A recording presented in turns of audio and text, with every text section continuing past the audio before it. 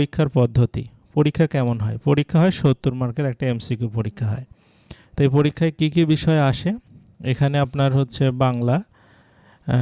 বাংলা থেকে সাহিত্য থেকে কয়েকটা প্রশ্ন আসে।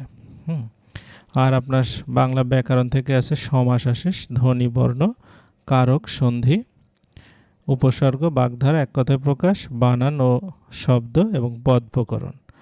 এই 10টা চ্যাপ্টার মোটামুটি পড়লে আপনি বাংলা থেকে যে প্রশ্ন আসে সেগুলো আনসার করতে পারবেন। তো এইগুলো আপনাদের চ্যাপ্টার ওয়াইজ পড়তে হবে, কী কী বই পড়তে হবে বা কোথা থেকে পড়বেন সেগুলো আমি শেষের দিকে দিয়ে দেব একসাথে। এরপর আসি ইংলিশের কথায় আসি। ইংলিশে আপনারা গ্রামারের মধ্যে পড়বেন noun, pronoun, adjective, verb, preposition, voice, right form of the verb, subject verb agreement, number, gender, idiom phrase, translation, vocabulary, spelling. অনেক সময় দেখা যাচ্ছে আর্টিকেল থেকে 2-1টা প্রশ্ন আসে, তবে এই 13টা চ্যাপ্টার আর ইংলিশ লিটারেচারের থেকে 2-3টা প্রশ্ন আসে।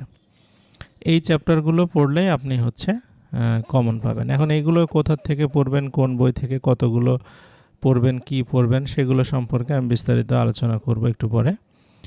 এরপরে চলে আসি গণিতের ক্ষেত্রে আপনি শতকরা, লাভ ক্ষতি, অনুপাত, ঐকিক নিয়ম, সংখ্যা পদ্ধতি এবং পরিমাপ, বয়স ও গড়, সুদ কষা, মান নির্ণয়, উৎপাদক, সমীকরণ, সূচক লগ, জ্যামিতি, পরিমিতি এবং ত্রিকোণমিতি।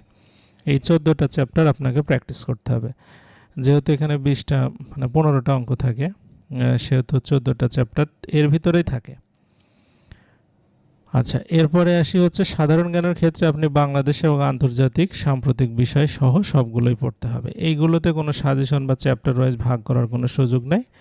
এখানে আপনার বাংলাদেশ আন্তর্জাতিক বিষয়গুলি সবগুলো একসাথে পড়তে হবে। তো এর বাইরে আর কোনো প্রশ্ন আসে না। বাংলা 20টা, ইংরেজি 20টা, গণিত 15টা, সাধারণ জ্ঞান 15টা। এই হচ্ছে আপনার টোটাল প্রশ্ন হয় হচ্ছে 70 মার্কের। তো এইগুলোর জন্য আপনি পড়বেন